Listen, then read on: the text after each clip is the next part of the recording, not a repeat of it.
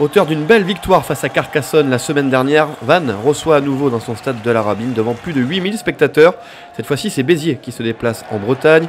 Intraitable à domicile, la SBH n'a pas remporté le moindre point à l'extérieur. Béziers qui va être en difficulté dès le début de la rencontre en perdant beaucoup de ballons sur ses propres lancers en touche.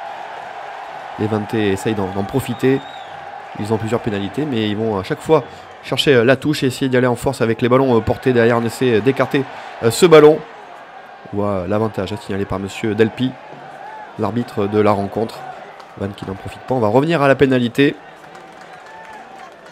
Les Vantais qui vont encore une fois choisir la touche, mais qui n'ont pas réussi à en profiter. Les Biterrois, quant à eux, se montrent aussi très joueurs dans ce début de rencontre avec Suchier. Suchier qui essaye de poursuivre au pied. C'est récupéré quand même par les Biterrois qui ont du mal à venir dans les 22 mètres adverses. Toujours 0-0. Et Vannes qui joue dans ce début de rencontre avec Boutier qui poursuit au pied. Bérard est en couverture. Il va hésiter un petit peu. Béziers qui va réussir à s'en sortir. Malgré une grosse pression des Bretons sur la ligne biterroise. Toujours pas de points inscrits dans cette rencontre. Malgré des envies du jeu, avec notamment Suchier, Thibaut Suchier, inarrêtable ce soir, qui va déchirer la défense vantaise. Le bon jeu au pied, le bon coup d'œil pour Lapeyre. Lapeyre qui poursuit au pied. Il est poussé en touche par Kevin Blaye. Intervention illicite signalée par Monsieur Delpy. Kevin Blaye qui a poussé donc l'ailier biterrois alors qu'il n'avait pas le ballon dans la zone de marque. Pénalité pour Béziers. Première tentative pour Thibaut Suchier, sans problème pour le buteur biterrois qui ouvre le score à la Rabine. C'est Béziers qui mène 3-0. On voit qu'il y a pas mal d'engagement avec Kite qui plonge, qui n'est pas sanctionné. Il sera sanctionné sur une autre faute quelques minutes plus tard. Premier carton jaune sorti par Monsieur Delpy contre le pilier breton. Juste avant la mi-temps, c'est toujours Béziers qui est devant 3-0. Vannes est à l'attaque, on voit encore le bras tendu de Monsieur Delpy signalant l'avantage.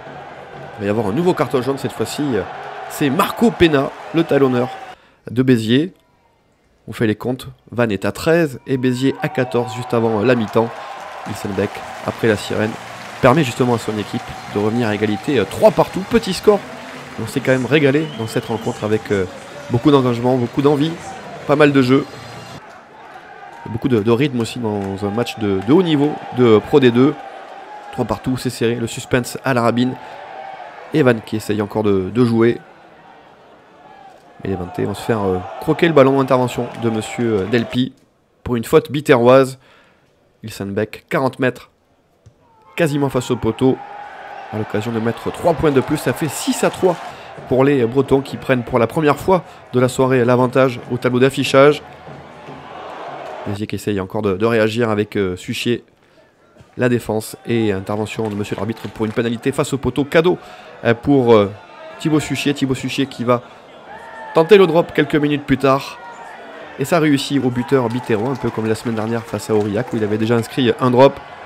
Ça permet surtout à Béziers de mener 9-6, toujours avec du déchet en touche.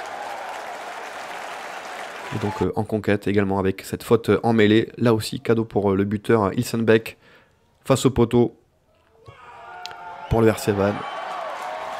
On est dans un bras de fer et un duel de buteurs. 9 partout à un quart d'heure de la fin de la rencontre. Et Ilsenbeck a l'occasion de donner 3 points de plus à Vannes. Vannes qui cherche une deuxième victoire consécutive à domicile. Mais qui doit faire face à la volonté biterroise, notamment sur cette mêlée. Avec le coup de pied un petit peu trop court. C'est Bérard qui avait tenté sa chance. Position lointaine. Et c'est raté pour le buteur biterrois. Béziers est toujours à 3 points qui va s'incliner.